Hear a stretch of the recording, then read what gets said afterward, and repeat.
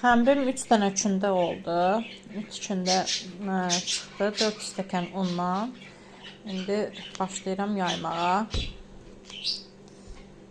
4 dənə üçündədir. Yəni belə. Həqiqətən sarı kök vurmağım çox qəşəng rəng verib. Xəncələ çox qəşəngdir. İndi dadı da inşallah yaxşı olar. Mağazada satın almalarda da elədir. Sarı xəmirdir.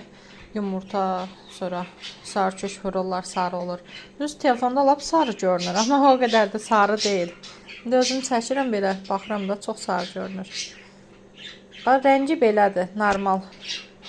Normal belədir. Budur rəngi. Amma uzaqdan çəkəndə sarı görünür. Yerimizi yaydım, hazırdır biri.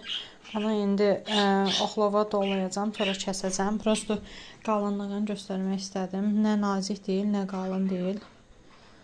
Normal ölçü. Xəncəli həmin dəqiqə kəsib atırsınızsa suya, onda belə unlamağa ehtiyac yoxdur. Mən birazca un tökdüm, üstünə yaydım. Sonra oxlova dolayacağım bu formada.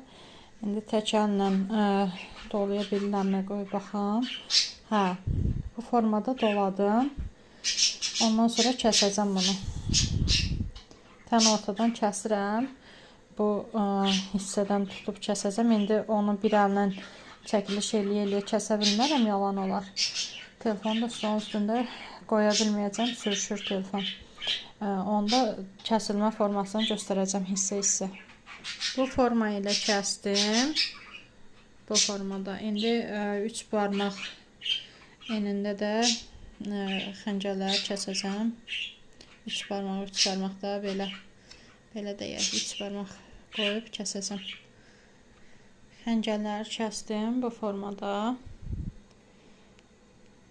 Yəni 3 barmaq.